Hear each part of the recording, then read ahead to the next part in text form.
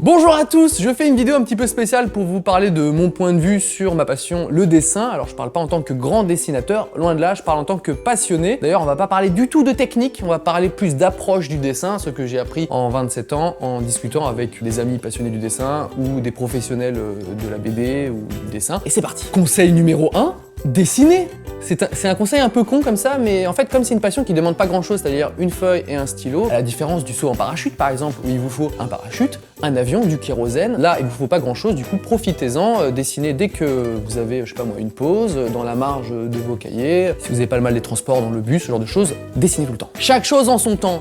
Le stylo, la feuille, ça va un temps, je le sais, vous allez vouloir varier votre matériel et ça a un coût. Vous allez vouloir tous les feutres à alcool, tous les Posca, une tablette graphique 27 pouces, une table lumineuse, je sais pas, et tout ça, ça coûte une fortune et ça peut ne pas vous correspondre. En fait, vous pouvez aimer le numérique et pas le papier, aimer le papier et pas le numérique, préférer la gouache à l'aquarelle. Commencez petit, comme ça au moins vous êtes sûr de pas griller les étapes et comme ça vous maîtrisez petit à petit vos outils. Il faut savoir que moi j'ai commencé avec 2 feutres à alcool, un couleur chair et un bleu, et on peut faire des trucs de fou déjà avec ça. Et après, vous achetez tout le reste petit à petit. Ou alors si vous êtes riche, vous achetez tout d'un coup. Ça c'est bien aussi. Copiner. Même si le dessin c'est une passion assez solitaire, vous pouvez quand même partager votre passion. Moi j'ai fait ça toute ma jeunesse. J'ai fait des jeux à plusieurs, j'ai fait des BD avec mes potes, du graphe avec mes potes aussi, et ça a été des moments inoubliables. Et puis ça vous fait progresser, puisqu'en fait c'est extrêmement stimulant, puisque vous allez vouloir impressionner l'autre, arriver au bout de votre projet, faire des trucs de plus en plus dingues, et vous allez progresser.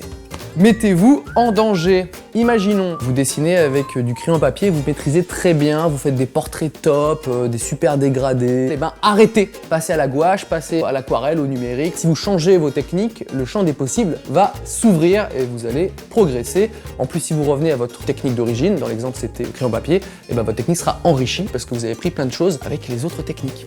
Observez, je pense que c'est ce qui m'a fait le plus progresser, c'est l'observation. Regardez autour de vous, regardez les couleurs, les paysages, les lumières, les réflexions, les postures, les proportions, les expressions. Regardez tout ça pour le mettre ensuite dans vos dessins. Vous allez regarder par exemple un paysage et vous allez vous dire tiens, le ciel est plus foncé en haut qu'en bas, les montagnes au fond elles sont plus claires, elles ont plus la couleur du ciel au fond. C'est des petits détails comme ça que vous allez pouvoir mettre dans vos dessins. Observez aussi les dessins des autres. Vous allez pouvoir apprécier, je sais pas, une manière de dessiner un œil, de faire une couleur, une lumière, et paf, ça va enrichir vos dessins. Ouvrez les yeux tout le temps. Internet.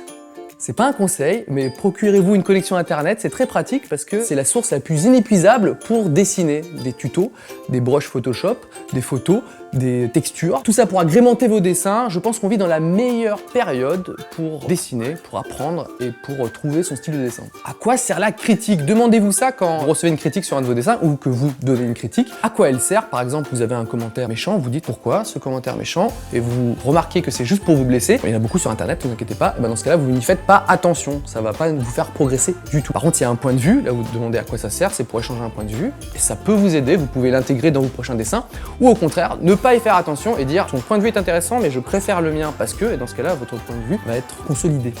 Dernier conseil, accrochez-vous, vous allez vouloir vivre de votre passion et personne ne va vous aider. C'est très compliqué le dessin, il y a les écoles où il y a peu de place, qui sont chères, il y a peu de travail, il y a beaucoup de concurrence, ça paye très souvent très mal, les clients ne comprennent rien, je veux mon logo plus gros. Mais il faut se donner cette chance, bien se la donner et y aller à fond. Moi par exemple, j'ai totalement abandonné. Quand j'étais gamin, je voulais devenir illustrateur et vous le voyez, je ne suis pas du tout devenu, mais c'est resté ma passion quand même. Mais si toi derrière ton écran, tu te dis j'ai envie de faire ce métier-là, vas-y fonce, donne-toi de la force et accroche-toi. Voilà, c'était mes petits conseils concernant le dessin. J'espère que ça vous a motivé si vous êtes un petit peu dessinateur. N'hésitez pas à regarder mon petit Instagram dessin. J'en poste pas beaucoup. Dès que je peux prendre un crayon, paf, je le prends en photo, je le mets dessus. N'hésitez pas à m'envoyer aussi vos petits dessins. Par exemple, un dessin de moi, comme ça.